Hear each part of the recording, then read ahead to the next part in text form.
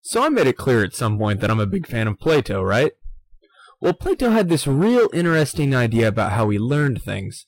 See, he didn't think that we learned things at all, rather, and this is a little complicated, but he said that at some point in the past, all knowledge was in a unified state, and it's been breaking down over time. He used some complicated math problem to support this, but I can't exactly remember how it went, so allow me to use a video game as support. Obviously, Final Fantasy VII is my example here, as the real meat and potatoes of the story is about Cloud and his relationship to Sephiroth, and to a lesser extent, Zack. Now, I'm the Philosotaku. I can talk about any aspect of otaku culture, and today I wanted to do a video game. And Final Fantasy is a video game that has had a massive impact on America. It's essentially what caused RPGs to have any semblance of popularity here in the States. The game follows the mopey, if not tough Cloud and his friends, who are initially out to free their city, or better it, or something, but end up having to save the entire world. You know, a thought hit me the other day. As important as this game is to video game history and as popular as the characters are today, I wonder how many current gamers have actually played the game. It's hard to find, and when you do find it, it's expensive, and emulating PlayStation games is a little bit tricky. Then again, I think it's on the PSN now. It's interesting to think about anyway. Anyway, while this isn't one of my favorite video games or even my favorite Final Fantasy, it is one of my favorite philosophies to talk about. So let's hit my rule of three as we dive right in.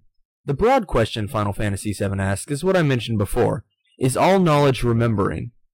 Considering this, as the story of the game moves forward, the new information we gather about the characters is mostly already existing information that either became skewed or was forgotten or was hidden. From Cloud's path to the truth about Sephiroth to, hell, every single character progresses through learning more about their past. Well, sorry, Earth. Now, while this is an interesting way to tell a story, and it certainly worked well for Memento and F: A Tale of Memories, in the case of Final Fantasy VII, I sometimes feel the characters make little progress or development. They're what I would call static. Now, as is usually the case, the specific question of Final Fantasy VII is much more interesting. Let me ask you this. What do you know about the character Cloud?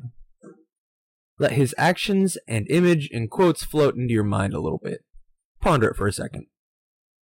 Now, this is a major spoiler to the game that I'm about to say, but if you're a big fan, you probably already know. But just in case, I probably spent around 50 hours on this game, and I would have hated for something like this to have been spoiled for me. Okay, so almost everything we know about Cloud is actually information we have about Zack. His relationship, his fighting style, his feelings and motivations, almost everything. For reasons I don't feel I really need to go into, Cloud basically took over Zack's life when he died. The dilemma of all this is twofold. First of all, whose memories are these? Cloud's or Zack's? Next, is it wrong for Cloud to be using Zack's memories?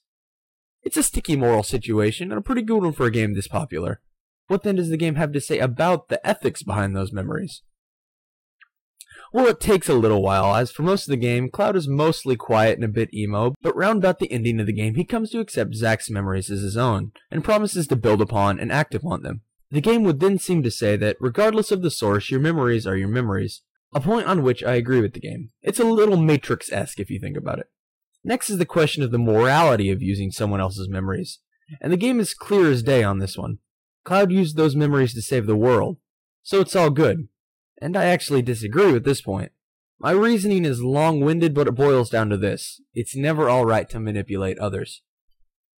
Final Fantasy VII is a vitally important member of the RPG library, and while it might not be as philosophically rich as, say, Final Fantasy III or VI, or Star Ocean the Second Story, I think I can rest easy thinking that it has produced a lot of thought.